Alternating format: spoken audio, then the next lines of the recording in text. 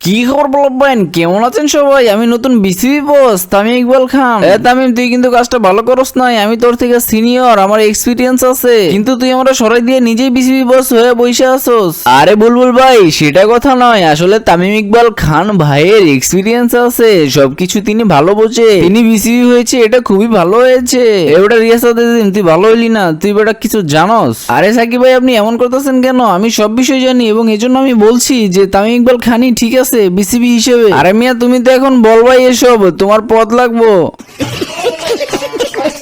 এটা আমরা ভালো করেই জানি। আরে না ভাই, তিনি একজন সাবেক ক্রিকেটার, তিনি ক্রিকেট সম্পর্কে ভালো বোঝে, এই জন্যই তাকে বিসিবি করা হয়েছে। আরে তামিম ভাই আপনি বোর্ড প্রেসিডেন্ট হয়েছেন, আমি খুবই খুশি হয়েছি।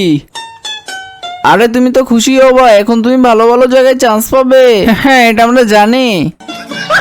আচ্ছা ভাই, আমার একটা প্রশ্ন, তামিম ইকবাল ভাই সাবেক ক্রিকেটার, এই জন্য তিনি বিসিবি বস হয়েছেন, কিন্তু যারা অন্যরা রয়েছে তারা কোন যোগ্যতায়, কোন ভরসায় বিসিবিতে কাজ করছে? আরে কোনো যোগ্যতা না, এসব কোটায় তারা কাজ করছে। আরে ভাই, বাংলাদেশে এখন আবার কিসের কোটা? দেশে তো কোনো কোটা থাকার কথা না। আরে ভাই, তুমি আফগানিস্তানে থাকো, এসব তুমি বুঝবো না, বাংলাদেশে থাকলে ঠিকই বুঝতা। ও আচ্ছা, তারা সবাই মন্ত্রী কোটায় বিসিবিতে যোগ দিয়েছে, একজনের বাবা মন্ত্রী, একজনের স্বামী মন্ত্রী, সবকিছু।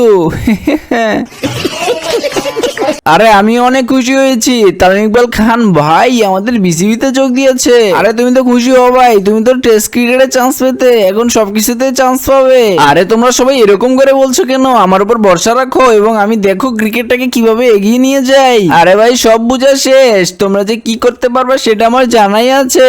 আরে আমি জানি তোমরা আমাকে খুব মিস করতেছো। আরে সত্যি কথা বাপন ভাই, আপনাকে আমরা খুব মিস করতেছি। আগে আপনার সাথে কত মজা করতাম, দুষ্টুমি করতাম। আরে আমি থাকলে তো কোনো সমস্যাই ছিল না। আরে হ্যাঁ পাপন দা, আমি দেখেছি আপনি ক্রিকেট নিয়ে অনেক সিরিয়াস ছিলেন এবং উন্নয়নে কাজ করেছেন। আরে পাপন দা, এতই যেহেতু কাজ করেছেন, তাহলে বাংলাদেশ কেন একটা বিশ্বকাপও জিততে পারলো না? আরে এটা তো আমার দোষ না, প্লেয়াররা যদি ভালো না খেলে, মনোযোগী না থাকে, তাহলে তারা কিভাবে বিশ্বকাপ জিতবে? তামিমে বিসিবি বস হয়েছে এবং আমরা দেখি সে কি করে এবং দেশে ক্রিকেটের জন্য কি উন্নতি কাজ করে। সবাই দোয়া করবেন তার জন্য।